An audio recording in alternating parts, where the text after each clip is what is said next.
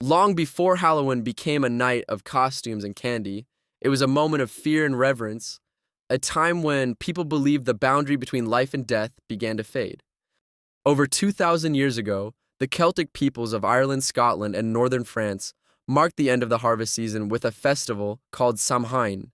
It was the turning point between light and darkness, the beginning of winter, and the start of the darker half of the year. During Samhain, it was believed that the veil separating the living from the dead grew thin. Spirits could cross into the world of the living, bringing messages, mischief, or harm. To protect themselves, people lit massive sacred fires, Samhain bonfires, meant to purify and ward off evil spirits. Families would gather around these flames, offering food, crops, and sometimes animal sacrifices to appease the unseen. Masks and costumes were worn not for celebration, but for safety. If one looked like a wandering spirit, perhaps the real spirits would pass them by. The Druids, Celtic priests and spiritual leaders, led ceremonies deep within the forests. They read omens in the flames, performed rituals of protection, and offered prayers for the long winter ahead. For the Celts, death was not the end. It was part of a natural cycle of decay and renewal. Samhain was not a celebration of evil, but a recognition of the fragile balance between life and the world beyond.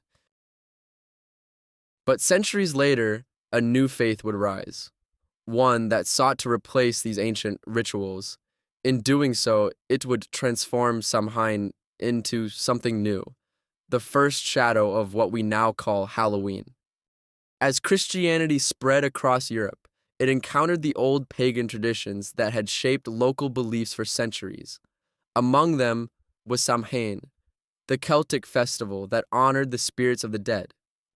Rather than erase it completely, the church sought to transform it. In the 7th century, Pope Boniface IV established All Saints' Day, a day to honor the memory of Christian martyrs and saints. It was first celebrated in May, but later moved to November 1st. A strategic choice that overlapped with Samhain. The evening before All Saints' Day became known as All Hallows Eve, the night before the Day of the Holy Ones. Over time, language transformed the name into a single word, Halloween. The goal was to replace the old pagan customs with Christian meaning, to turn a night of spirits and fire into one of prayer and remembrance. But in truth, the old traditions never fully disappeared. People still lit candles to guide the dead. They still told stories of ghosts, witches, and wandering souls. Even as the church preached salvation, the fear of the unseen and the fascination with it remained. Thus, two worlds coexisted, the sacred and the supernatural, the Christian and the ancient, and together they shaped what Halloween would become. During the Middle Ages, Halloween evolved into a mixture of Christian and folk traditions. The church's influence reshaped old rituals, yet many pagan customs survived beneath a thin layer of faith. On the nights around All Hallows Eve, people believed the souls of the dead still roamed the earth. In villages across Britain and Ireland, families lit candles in their windows to guide lost spirits home or to keep them away. A new custom appeared, known as souling.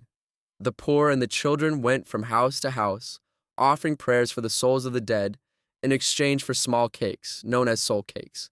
In return, the living promised to pray for the departed loved ones of their hosts. By the late Middle Ages, another custom spread, guising. People dressed in masks or costumes, reciting verses or performing small tricks in exchange for food or coins.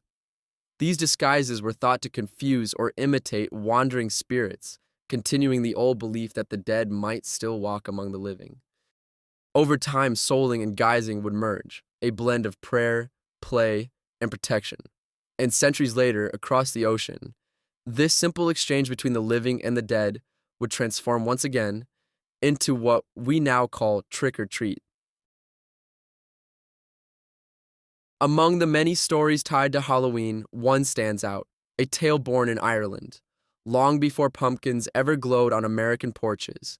It is the legend of Stingy Jack.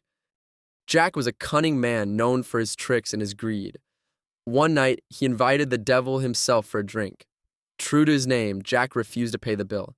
He persuaded the devil to turn into a coin to settle the debt. But instead of using it, Jack slipped the coin into his pocket beside a silver cross, trapping the devil inside. Eventually, Jack released him. On one condition, the devil would not take his soul when he died. Years later, when Jack's life ended, he was denied entry to heaven for his sins. But the devil, keeping his promise, refused to claim him in hell. Condemned to wander the earth forever, Jack was given only a single burning coal to light his way. He placed it inside a hollowed-out turnip and began his endless walk through the darkness. People came to call him Jack of the Lantern, or simply Jack-o'-lantern. When Irish immigrants brought this story to America, they found that turnips were scarce, but pumpkins were plentiful. The soft, round fruit was easier to carve, glowing brightly in the night. And so, from an old Irish folk tale about a damned soul, the modern Halloween symbol was born, a smiling light in the darkness, both warning and welcome. When Irish and Scottish immigrants crossed the Atlantic in the 19th century, they carried their stories, their songs, and their autumn traditions with them. Among these was the ancient festival of Samhain, now transformed through centuries into All Hallows Eve. In the New World, these customs found new life. Bonfires became neighborhood gatherings, souling and guising turned into light-hearted games. Children dressed as ghosts or devils went door to door, reciting rhymes and asking for small treats. By the early 20th century, communities across the United States began organizing Halloween parties and parades. The night was no longer about spirits and superstition. It was about laughter, mischief, and imagination. Yet, the sense of mystery never disappeared entirely. The carved pumpkins, the costumes, the thrill of the unknown all carried echoes of the old world, of fires that once burned on Celtic hillsides to keep the spirits at bay. In the decades that followed, Halloween became a national celebration. Movies, television, and popular culture spread it far beyond American borders. What had begun as a sacred night of fire and fear became one of the world's most recognizable holidays, a blend of ancient ritual, folklore, and modern fun. Today, Halloween is celebrated across the world, from small towns to city streets, from family porches to global pop culture. It has become a night of costumes, laughter, and imagination, but beneath the surface of the candy and the masks, the old meaning still lingers. At its heart, Halloween has always been about the same thing, the relationship between the living and the dead, between light and darkness, between fear and fascination. Halloween endures because it speaks to something universal, our need to confront what we do not understand, to give shape to the unseen, and to find light within the darkness. It is not only a night of ghosts, it is a reminder of how every culture in every age has faced the same question: what lies beyond the veil? Thank you so much for watching. If you enjoyed this journey through history and legend, don't forget to like, share, and subscribe for more stories from the darker side of the past. Until next time, stay curious and keep your lanterns burning.